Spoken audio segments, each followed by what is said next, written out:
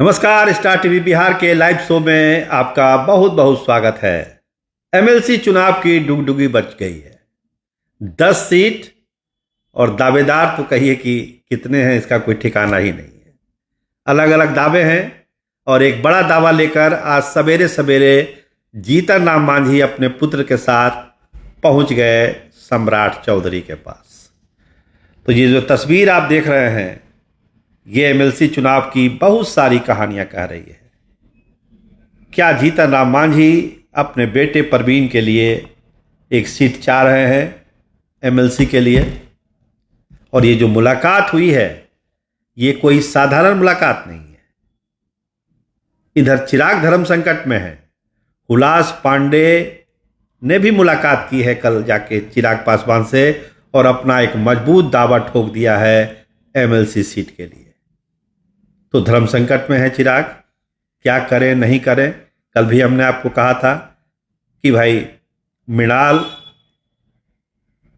पांडे जी या फिर आपको हुलास पांडे, इन तीनों के बीच एक फैसला करना है उनको।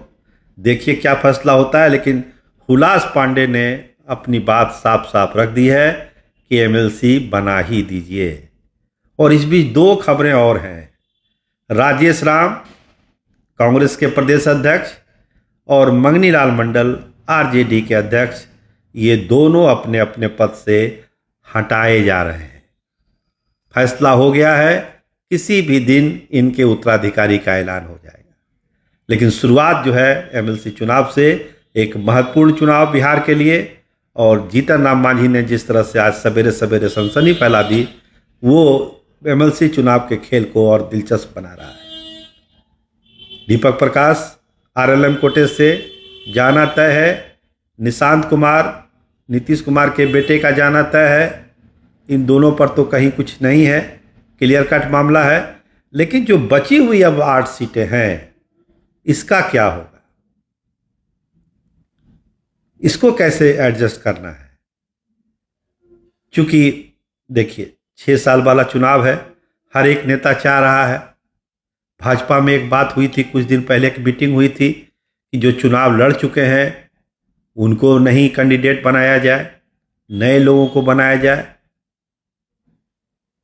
यादव समाज अड़ा हुआ है कि भाई भाजपा ने कभी यादवों को एमएलसी नहीं बनाया, यादवों को एमएलसी बनाया जाए।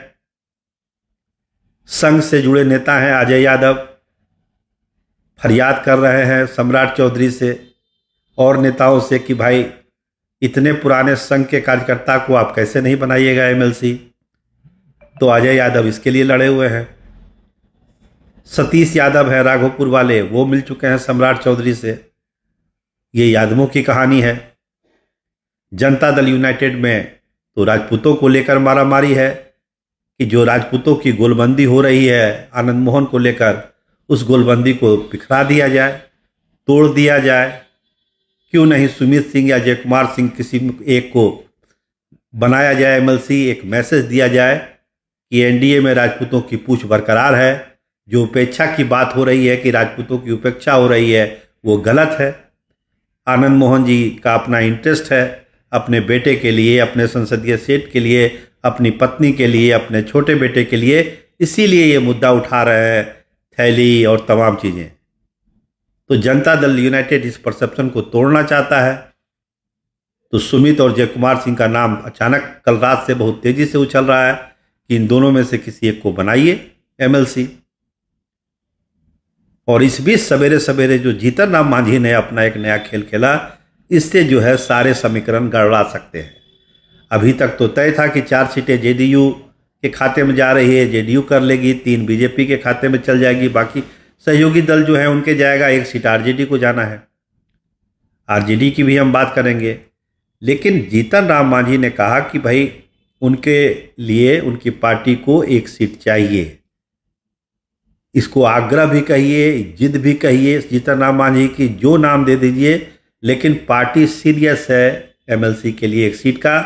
क्लेम यही है कि राज्यसभा में भी हमको सीट नहीं दी गई, राज्यसभा के लिए भी हम मांगे थे, नहीं दी गई। तो कम से कम अब एमएलसी वाली तो 1 सीट आपको देनी चाहिए। हमारे 5-5 विधायक हैं, तो क्यों नहीं दीजिएगा।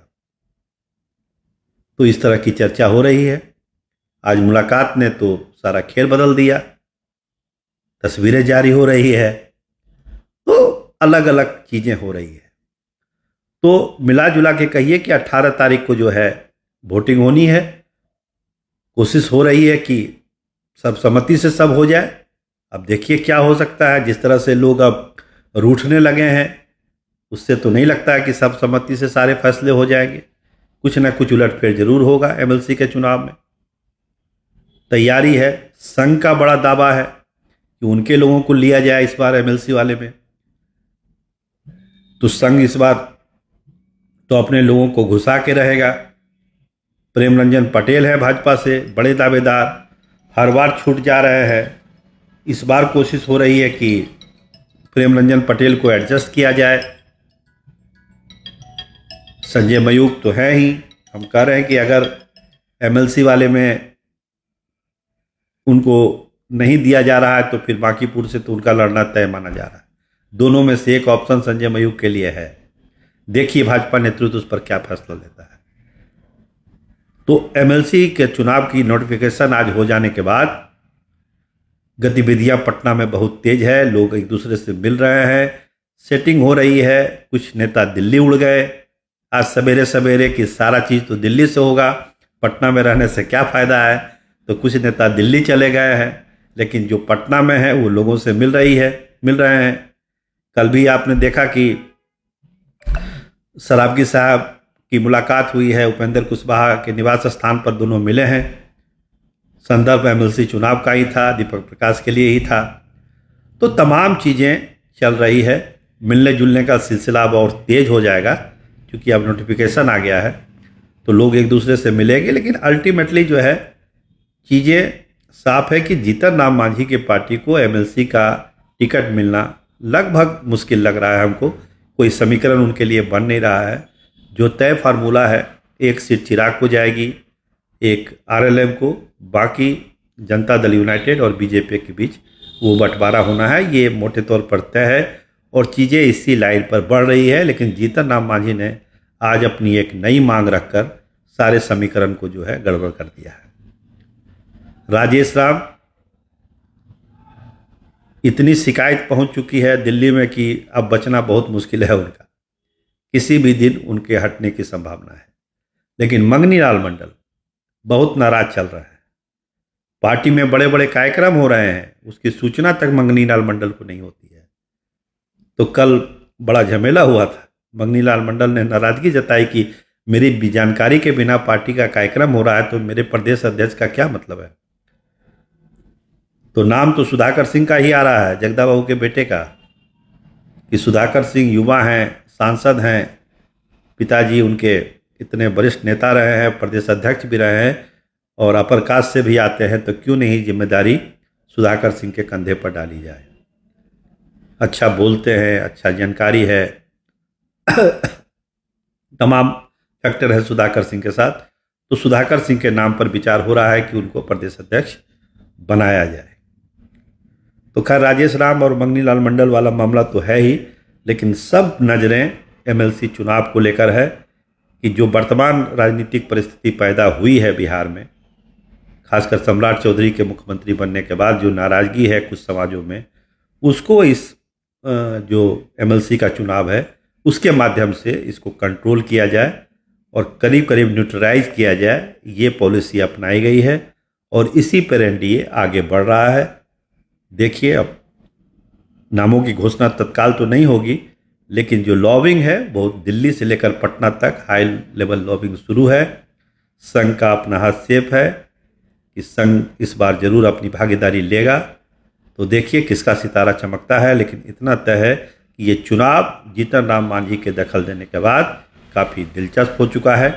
आप देखते रहिए स्टार टीवी बिहार। कैमरामैन विमल यादव के साथ मैं सरोज सिंह। धन्यवाद, नमस्कार।